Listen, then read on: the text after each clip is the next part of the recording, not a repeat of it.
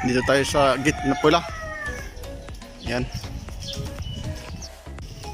Ayo. Yan, dito na yung customer natin. Bata lang.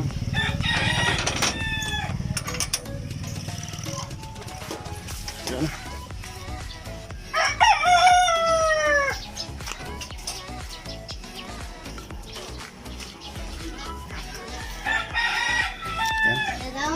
Ito yung i-repair natin na washing.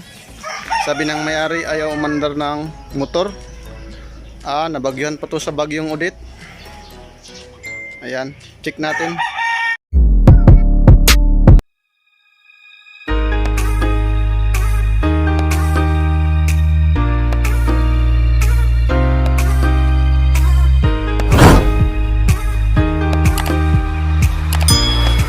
Ayan, master, binuksan ko na. Makikita natin na yan, sa bagyong Odette to, itong mga to, ganyan. Ayan, tapos kung makikita natin yung motor, sa motor wash parang may sunog sa loob dito banda. Ayan, siguro nung nag-light ito may kuryente na sinaksak nila, kaya ayan, nasunog siguro tong motor na to. Ito yung sa dryer. Ayan, i-check natin. Unang i-check natin yung tong cord.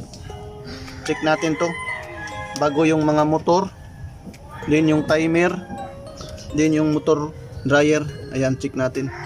Ayan mga master, naka-continuity tayo sa buzzer. Ayan, meron. Lagyan natin yung isa dito, yung isa dito sa isang out AC. Ayan, meron siya. Din sa kabila naman lagay natin. Ayan, ibig sabihin good yung AC cord natin, walang putol. Motor sa wash, ito. Kunin natin yung black. Din kuha tayo sa blue.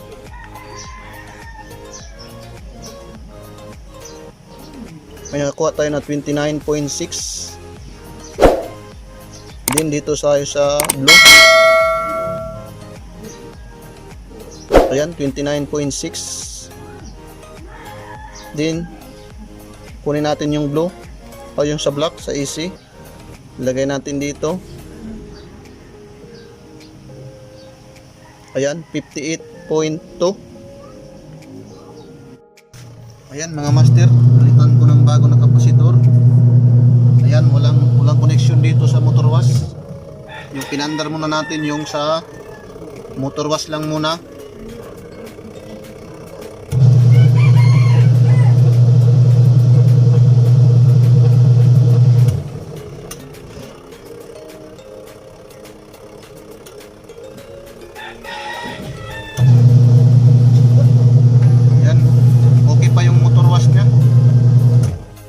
Ayan mga master, kanina pinaikot natin yung wash motor.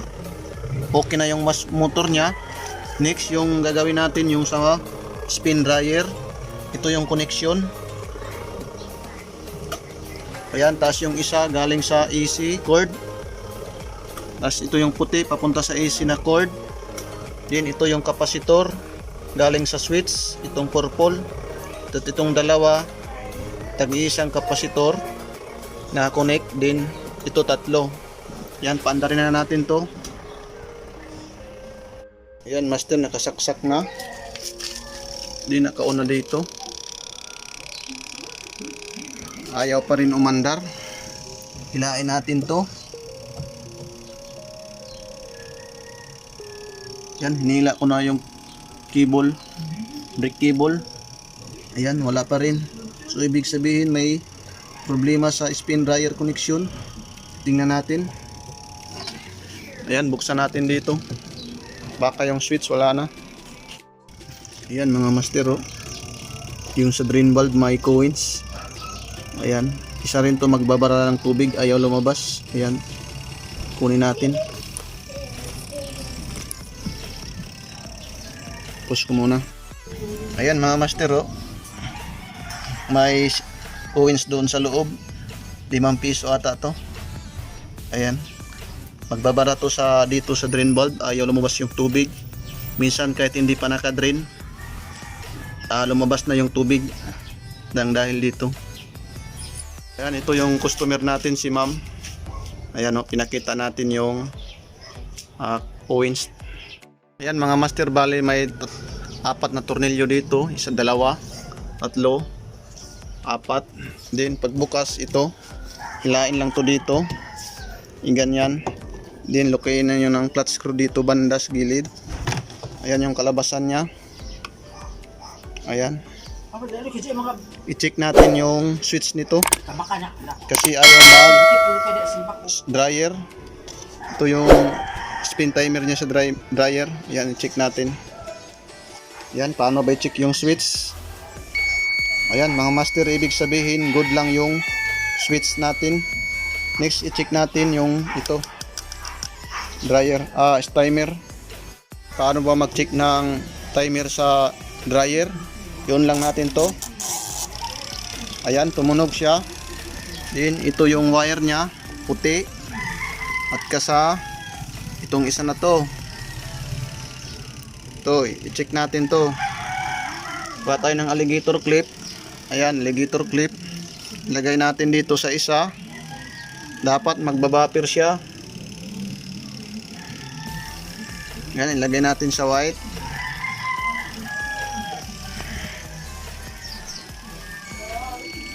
Ayan, ibig sabihin good yung timer natin. Last, i-check natin yung motor nya kasi ayaw umikot. Ayan, okay siya. I-check natin yung spin dryer motor. Ito yung common nya. Tapos lagyan natin sa puya yung resistance nya. Ayan, 72 ohms. Then ilipat natin dito sa gray.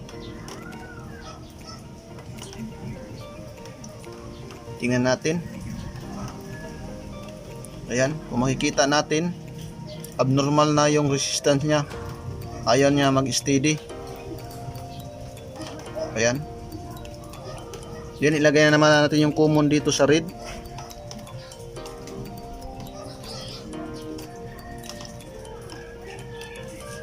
Ayan, hindi nag-steady yung resistance nya. Ibig sabihin sira yung spin motor natin.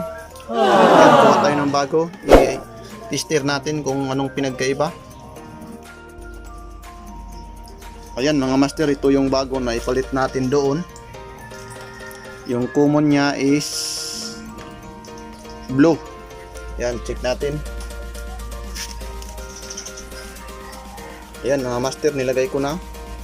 Yung common yung blue, tapos yung gray. Tingnan natin yung resistance.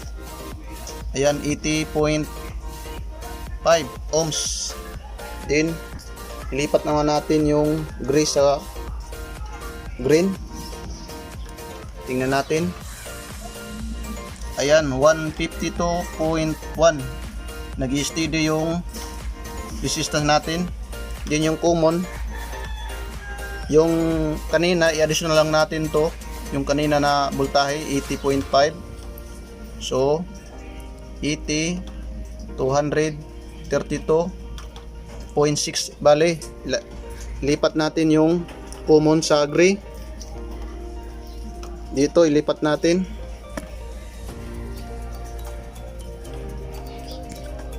Ayan, nilipat ko na. Ayan, kung titingnan natin, ayan, 232. Ibig sabihin good yung spin dryer natin, sira yung sa may-ari.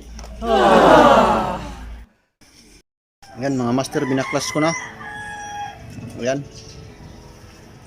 yun yung kaha nya. Papalitan natin to, yung dryer. Ayan mga master, pinalitan ko na ng bago. Ito yung sa may-ari.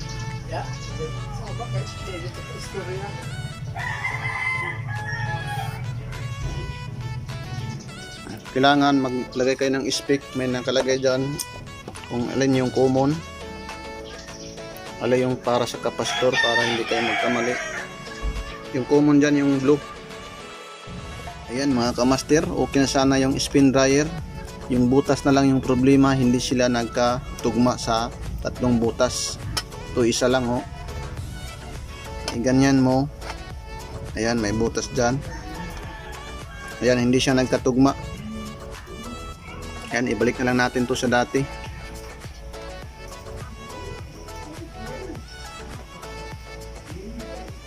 Yan oh, hindi siya nagtugma.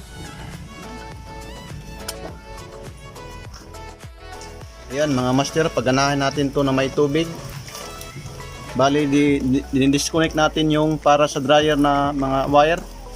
Ayan, wala na.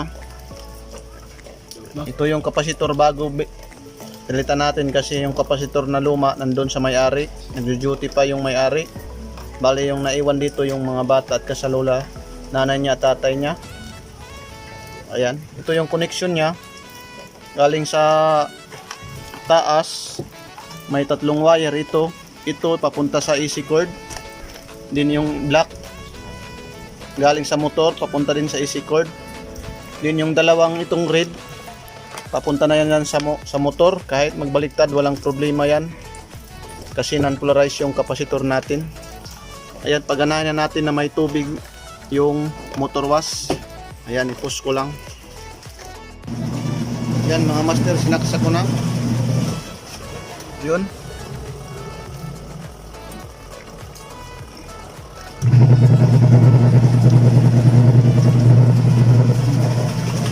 Tingnan natin na ito.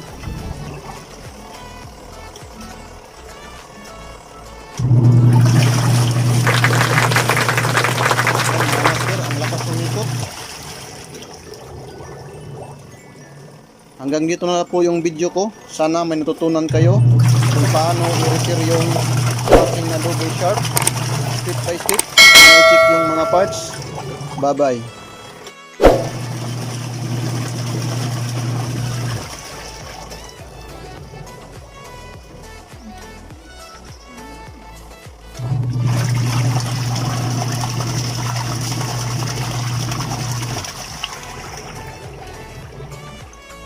Ayan, naganda yung si tatay. Ayun si tatay, naganda ng snack para sa akin. Ayan, ito. Bago umuwi, naka-snack tayo.